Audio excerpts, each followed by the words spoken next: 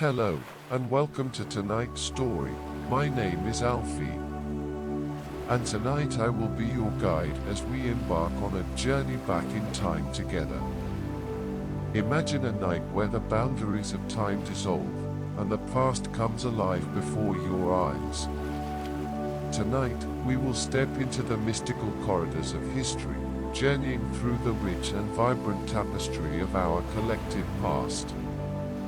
But before we begin this extraordinary adventure, let's first prepare ourselves. Let go of the day's stresses and tensions. Close your eyes, take a deep breath, and feel the weight of your body sinking into the present moment. Allow your mind to drift, to wander to a place of pure tranquility, a place where joy and peace reign. In this serene state, we are ready to embark on our journey through the ages, to explore the stories that have shaped the world we know today. The sugar cycle in Brazil is a significant chapter in the country's history, shaping its economy, society, and even its cultural landscape from the 16th to the 18th century. Here's a detailed account, starting from the arrival of sugarcane in Brazil to the intricate workings of the sugar mills, the role of slavery, and the lifestyle of the mill owners. Sugarcane was first brought to Brazil by the Portuguese in the early 16th century. The introduction of sugarcane to the colony was a deliberate act by the Portuguese crown, aiming to capitalize on the high demand for sugar in Europe. Pedro Álvares Cabral, the Portuguese navigator credited with the discovery of Brazil in 1500, is often associated with the early stages of this process. However, it was Martim Afonso de Souza, a prominent Portuguese explorer, who played a critical role in the establishment of the first sugar mills, or engenhos, in Brazil around 1532. Sugarcane cultivation took root primarily in the northeastern regions of Brazil, particularly in Pernambuco and Bahia, where the tropical climate and fertile soil were ideal for growing the crop.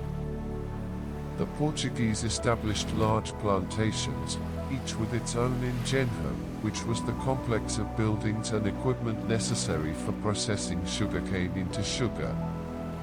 The cultivation of sugarcane was labor-intensive, and the Portuguese quickly turned to the transatlantic slave trade to meet the demand for workers. African slaves were forcibly brought to Brazil in large numbers, forming the backbone of the labor force in the sugar industry.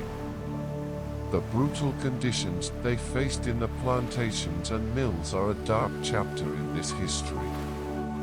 The sugar industry in Brazil was heavily reliant on slave labor.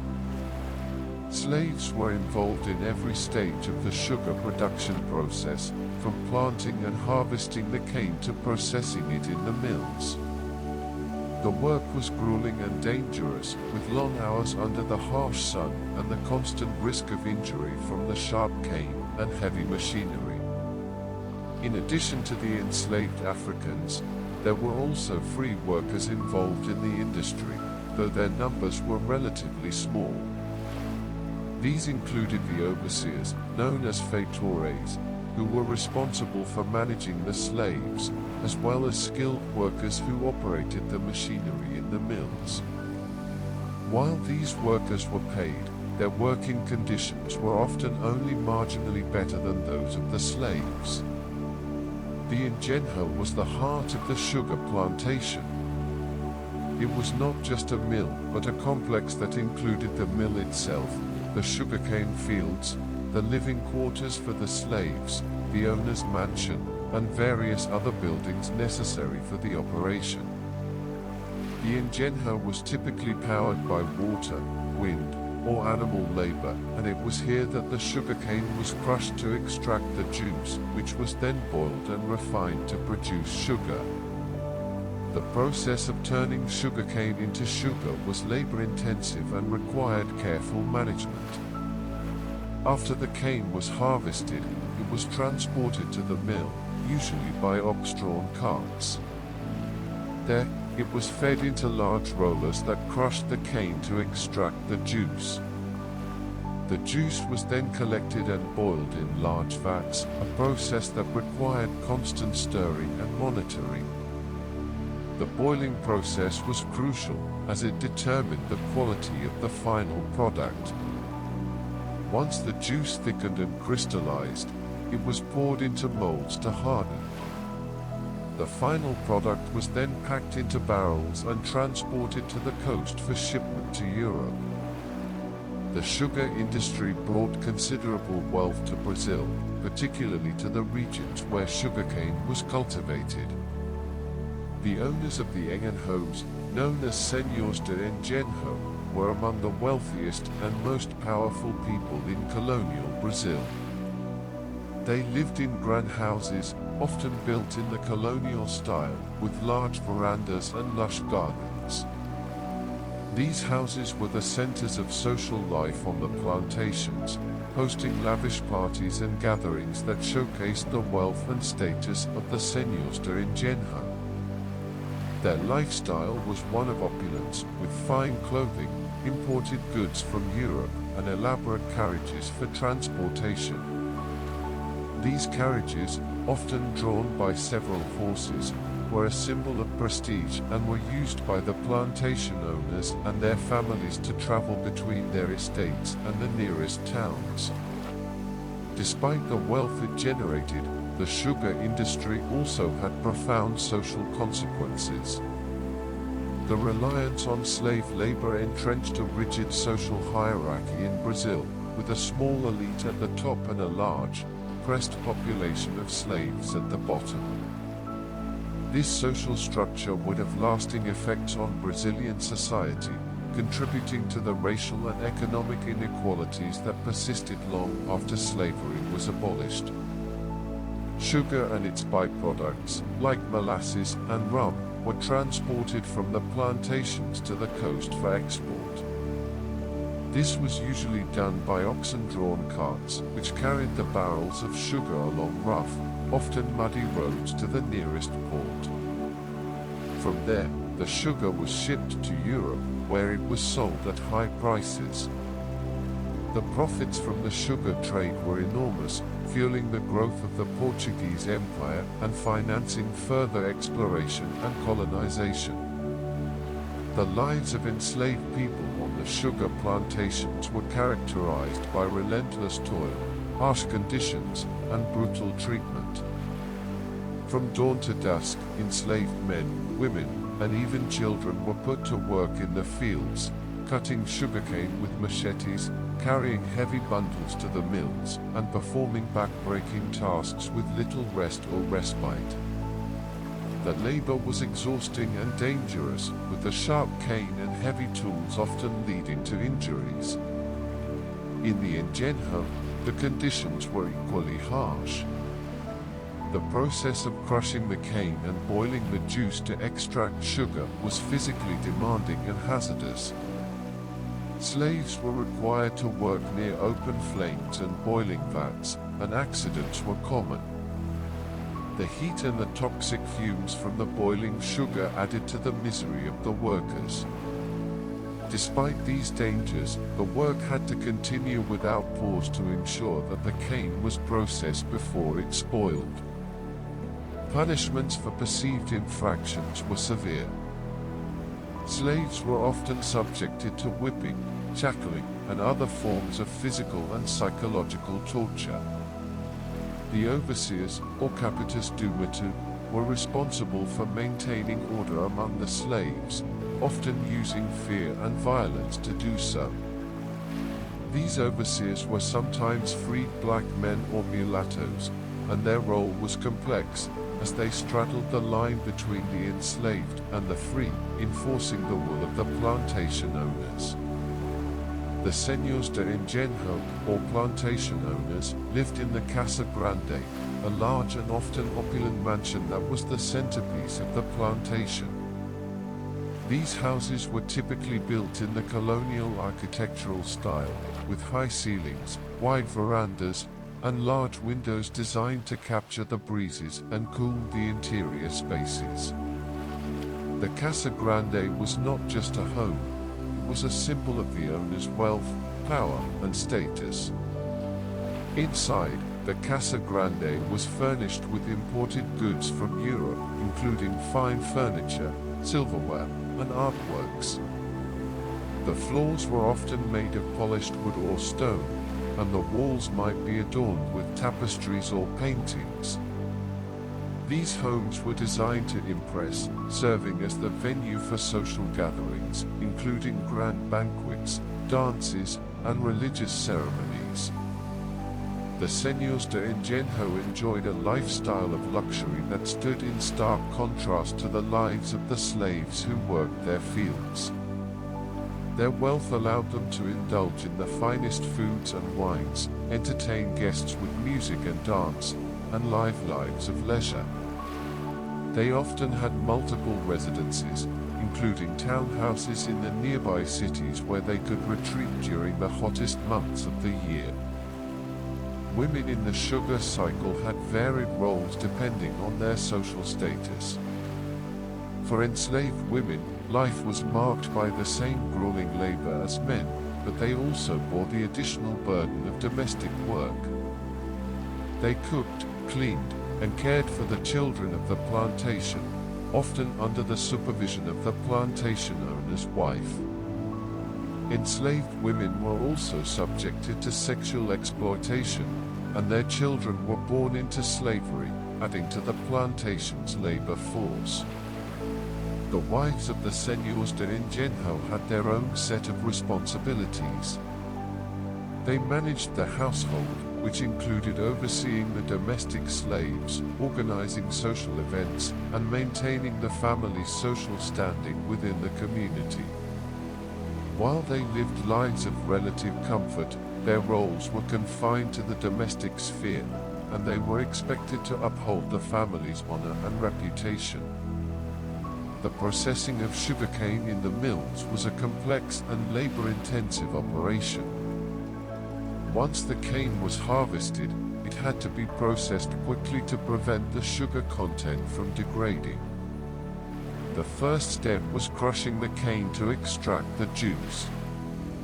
This was done in the ingenio, where the cane was fed through large rollers powered by water wheels, animal labor, or later, steam engines.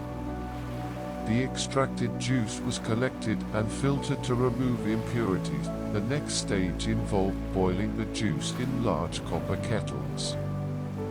This was a delicate process that required constant attention, as the juice needed to be heated to the right temperature to evaporate the water and concentrate the sugar. The boiling process was carried out in a sequence of kettles, with the juice being transferred from one to the next as it thickened. This step was crucial in determining the quality of the sugar, as too much heat could burn the juice, while too little would result in a product that was too watery.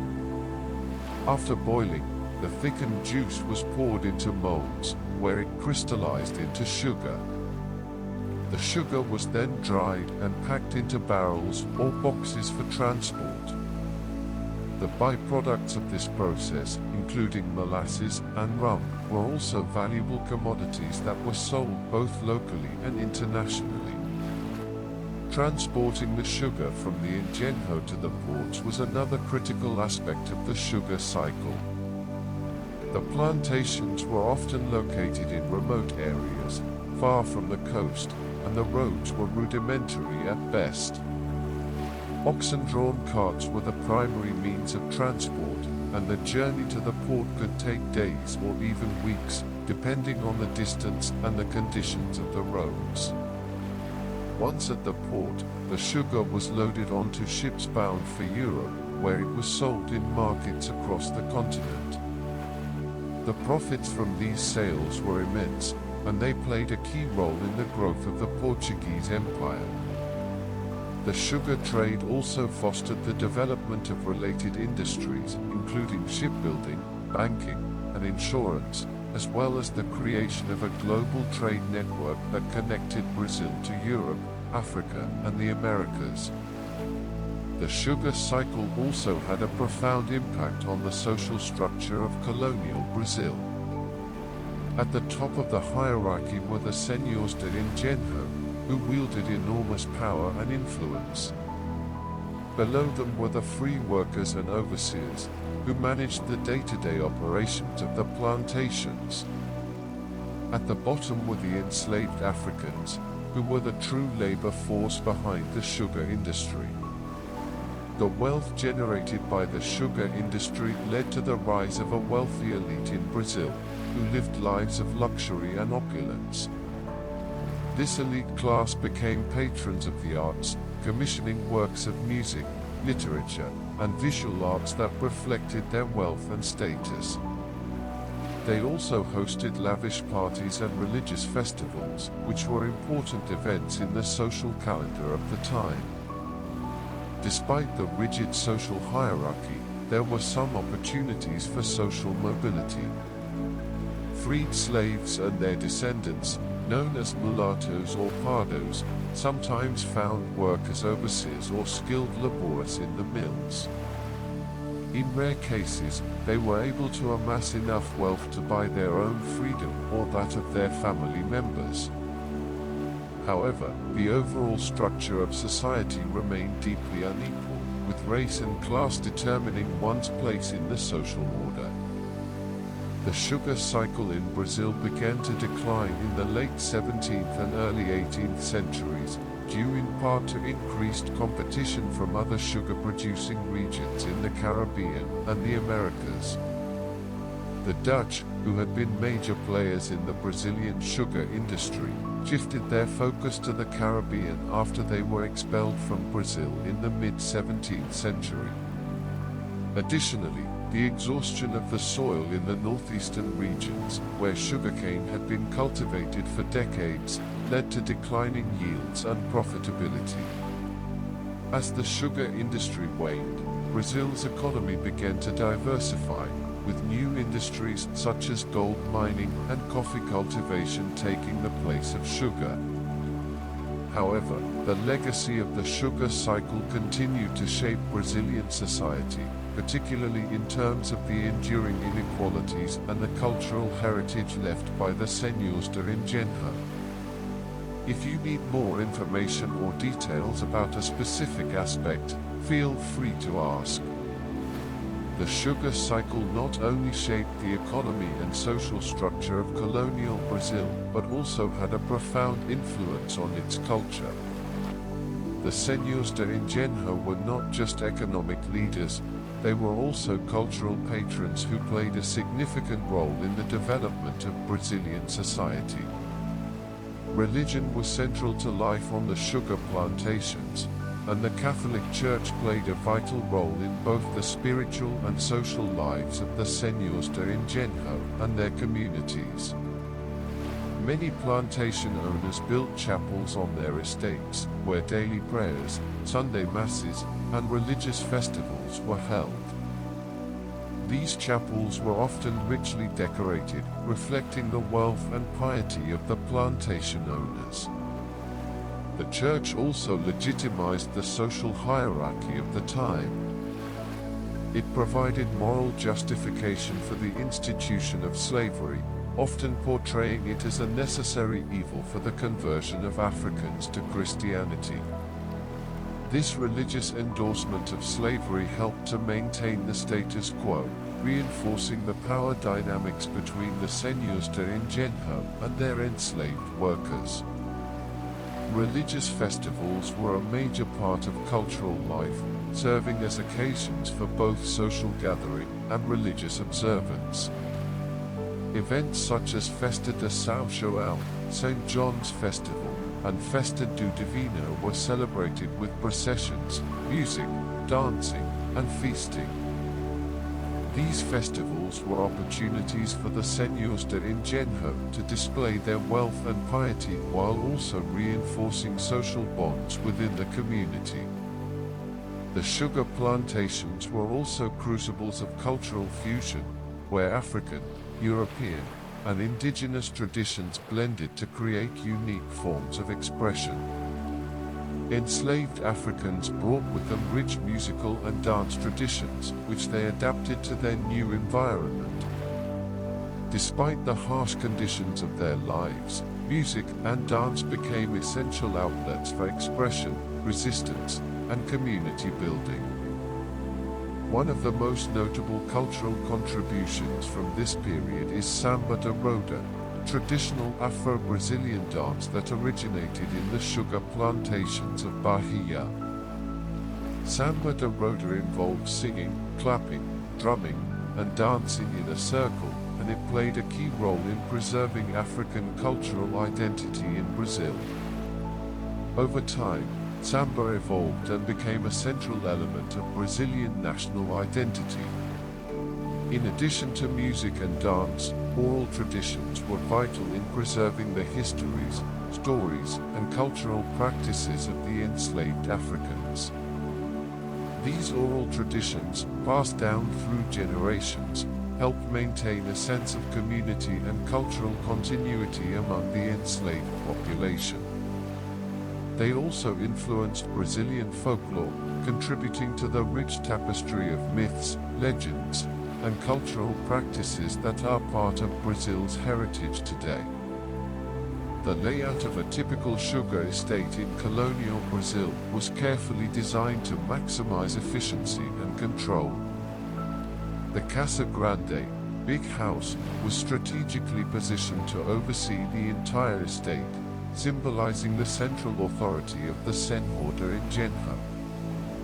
Nearby, the chapel was often located within sight of the main house, emphasizing the close relationship between religion and the ruling class.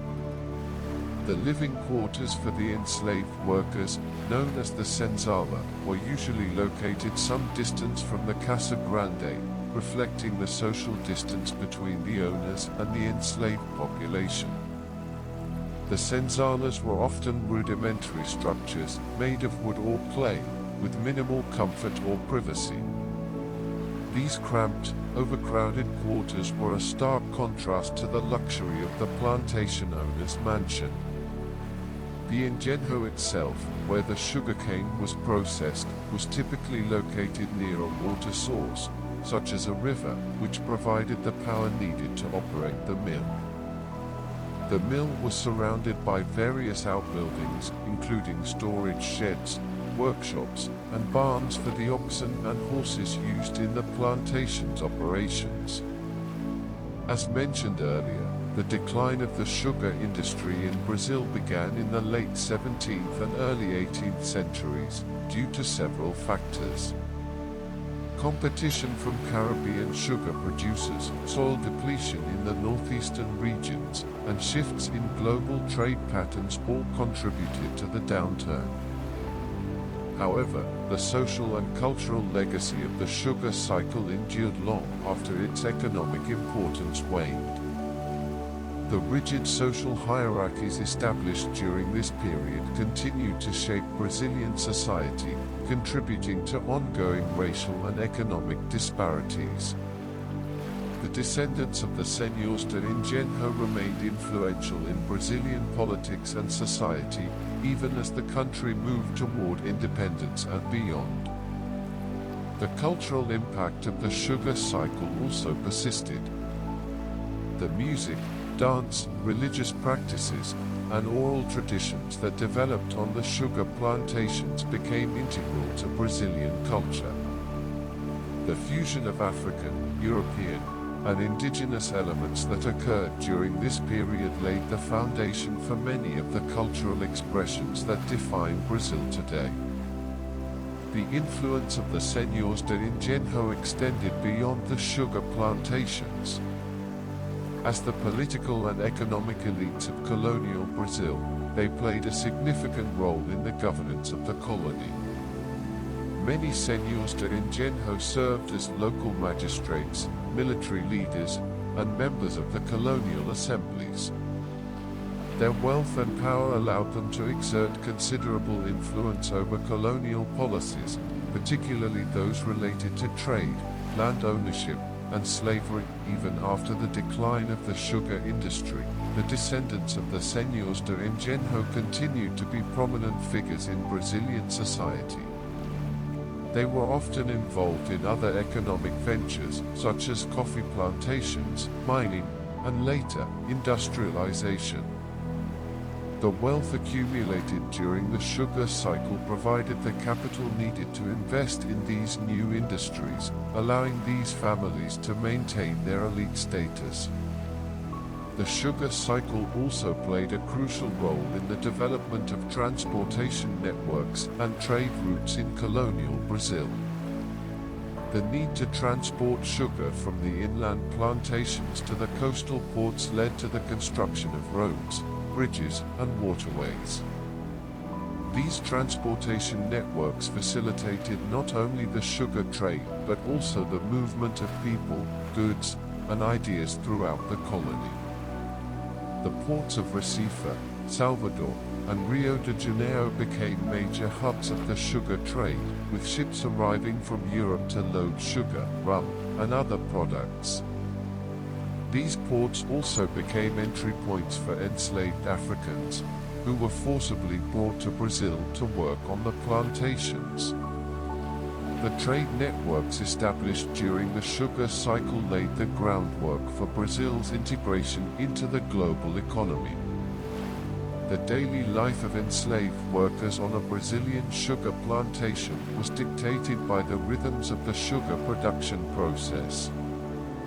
The day typically began before dawn, with the sound of a bell or a whip signaling the start of work. Enslaved workers would gather in the fields, where they were assigned tasks by the overseers. These tasks included cutting sugarcane with machetes, loading it onto carts, and transporting it to the mill. The work was physically demanding and required immense stamina. The sharp edges of the sugarcane stalks could cause severe injuries, and the relentless tropical sun made the labor even more exhausting. There was little time for rest, as the overseers enforced a strict schedule to ensure maximum productivity. The workday would continue until dusk, with only short breaks for meals, which were typically meager and nutritionally poor. Meals for enslaved workers usually consisted of basic staples such as farinha, manioc flour, beans, and occasionally, salted meat or fish.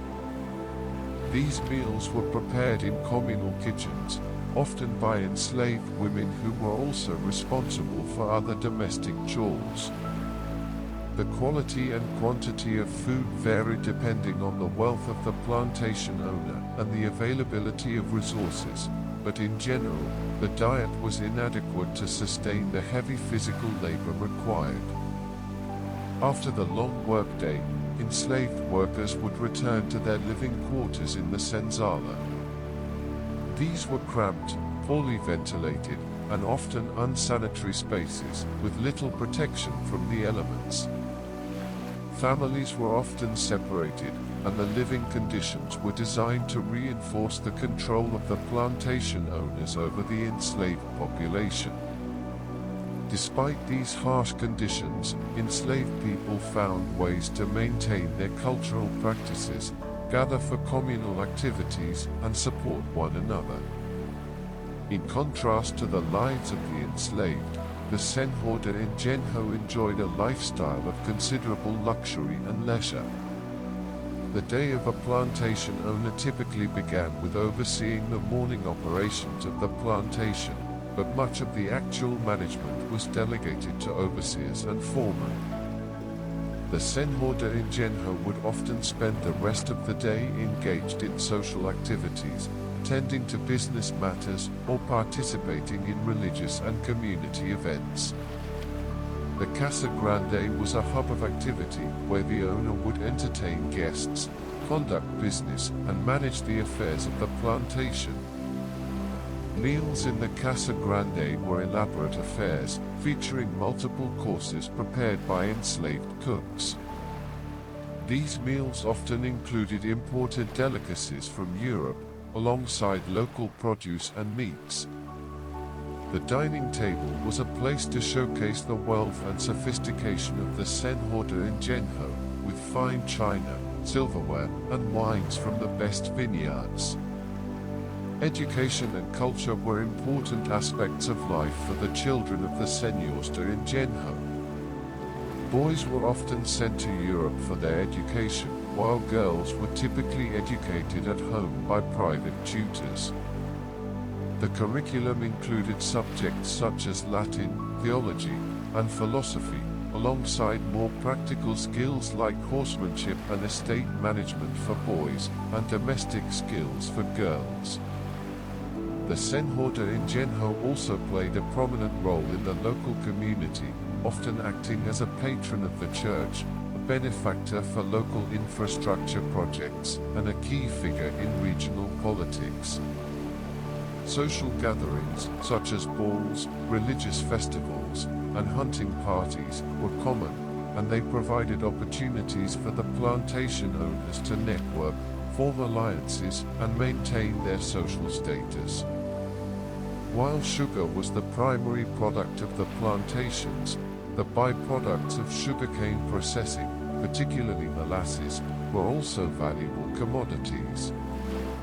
Molasses, a thick syrup left over after the sugar crystallization process, was used to produce rum, a popular alcoholic beverage. The distillation of rum became a significant industry in its own right, with many Egenhos having their own distilleries. Rum production was closely linked to the Atlantic slave trade. It was often used as a trade good, exchanged for enslaved Africans in West Africa or traded in European markets. The rum produced in Brazil was known for its high quality, and it became an important export alongside sugar. Molasses was also used in the production of other goods, such as livestock feed and various types of foodstuffs, further expanding the economic activities associated with the sugar industry. These related industries helped diversify the economic base of the regions involved in sugar production, providing additional sources of income for the plantation owners. The port cities of Recife, Salvador, and Rio de Janeiro were critical to the success of the sugar cycle. These cities served as the primary points of export for sugar and its byproducts, and they also acted as the entry points for goods imported from Europe and Africa. The bustling trade in these ports contributed to the growth of urban centers, where merchants, traders, and artisans set up businesses to support the sugar economy. Recife, in particular, became a major hub for the sugar trade. The city's strategic location on the northeastern coast of Brazil made it an ideal point for exporting sugar to Europe. The wealth generated by the sugar trade led to the construction of grand buildings, churches, and public works in Recife, many of which still stand today as a testament to the city's historical importance. The port cities were also centers of cultural exchange, where European, African, and indigenous cultures intersected. This cultural melting pot gave rise to unique forms of art, music, and religious practices that blended elements from all three traditions. The influence of African culture, in particular, was profound, as enslaved Africans brought with them a rich heritage of music, dance, and spiritual practices that would become integral to Brazilian culture. The sugar cycle in Brazil was inextricably linked to the Atlantic slave trade, one of the most significant and tragic aspects of global history during this period. The demand for labor on the sugar plantations led to the forced migration of millions of Africans to Brazil. The journey across the Atlantic, known as the Middle Passage, was harrowing, with enslaved people packed into ships under appalling conditions. Many did not survive the journey, and those who did faced a life of brutal exploitation on the plantations. The slave trade was a key component of the triangular trade system that connected Europe, Africa, and the Americas. European goods, such as textiles, weapons, and alcohol, were traded for enslaved Africans, who were then transported to the Americas. The profits from the sale of sugar, rum, and other products were used to purchase more goods in Europe, perpetuating the cycle of trade and exploitation. The impact of the Atlantic slave trade on African societies was devastating. Communities were torn apart, economies were disrupted, and countless lives were lost. The legacy of this trade is still felt today, with profound effects on the descendants of those who were enslaved, both in Brazil and across the African diaspora. The sugar cycle in Brazil must also be understood within the broader context of European colonialism and the competition among European powers for control of the lucrative sugar trade. Portugal, as the colonial power in Brazil, initially dominated the sugar industry. However, other European nations, particularly the Dutch, the French, and the English, sought to challenge Portuguese dominance. The Dutch, who occupied parts of northeastern Brazil in the 17th century, played a significant role in the development of the sugar industry. They introduced new techniques in sugar production and brought capital and expertise that helped expand the industry. Although the Portuguese eventually expelled the Dutch from Brazil, the innovations introduced by the Dutch had a lasting impact on the efficiency and profitability of the sugar plantations. European demand for sugar drove the expansion of the industry, with sugar becoming a highly prized commodity in Europe. Sugar was used not only as a sweetener but also as a status symbol, with the wealthy using it to demonstrate their sophistication and affluence. The high demand for sugar led to increased competition among European powers to establish and control sugar-producing colonies in the Americas and the Caribbean. One of the key factors contributing to the decline of the sugar cycle in Brazil was the depletion of the soil in the northeastern regions where sugarcane had been cultivated for decades. The intensive cultivation practices used on the plantations, combined with a lack of crop rotation or other soil conservation methods, led to a gradual decline in soil fertility. As the yields of sugarcane began to diminish, the profitability of the plantations decreased. In response to declining productivity, some plantation owners attempted to expand into new areas, often at the expense of indigenous communities and forests. However, these efforts were not always successful, as the best land had already been cultivated, and the costs of establishing new plantations were high. As the sugar industry declined, Brazil's economy began to diversify. Gold mining in Minas Gerais and coffee cultivation in the southeastern regions of Brazil emerged as new economic drivers. Coffee, in particular, would eventually surpass sugar as Brazil's most important export, leading to a shift in the country's economic and social structure. The rise of coffee plantations, or fazendas, brought about a new phase of agricultural development in Brazil. Like the sugar plantations, coffee fazendas relied heavily on slave labor, perpetuating the system of exploitation that had been established during the sugar cycle.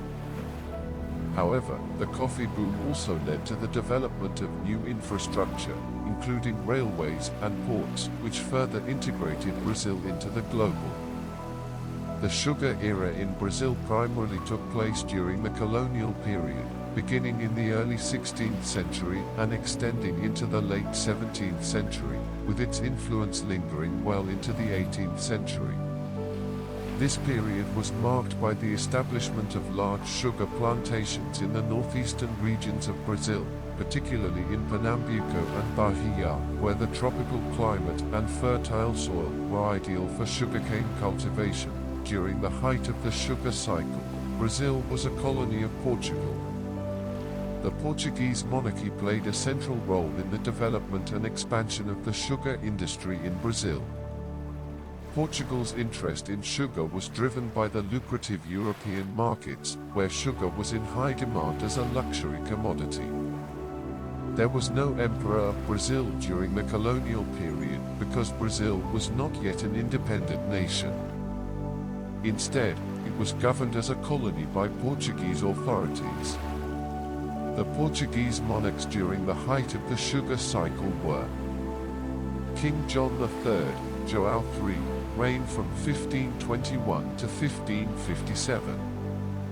He was instrumental in establishing the captaincy system in Brazil, which granted large tracts of land to Portuguese nobles, many of whom established sugar plantations.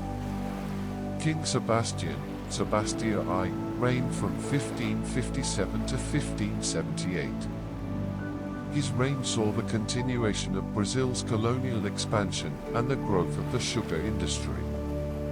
King Philip II of Spain, also Philip I of Portugal, reigned over Portugal from 1580 to 1598 during the Iberian Union, when Portugal and Spain were united under a single monarch. The Iberian Union did not significantly disrupt the sugar industry in Brazil, and sugar production continued to thrive during this period. King Philip III of Spain, also Philip II of Portugal, reigned over Portugal from 1598 to 1621, during which the Dutch began to encroach on Portuguese-controlled sugar regions, eventually leading to Dutch occupation in parts of Brazil.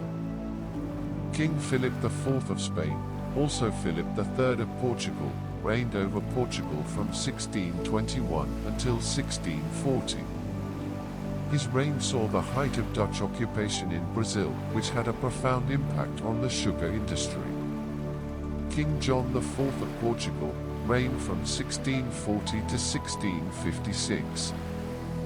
He led Portugal during the Restoration War, which eventually saw the expulsion of the Dutch from Brazil and the re-establishment of Portuguese control over the sugar-producing regions. By the late 17th century, Brazil's sugar industry began to decline due to soil exhaustion, increased competition from other sugar-producing colonies in the Caribbean, and the shift in focus to other lucrative commodities such as gold and later coffee. Despite the decline, sugar remained an important part of Brazil's economy well into the 18th century. Brazil did not become an independent empire until 1822, when it declared independence from Portugal.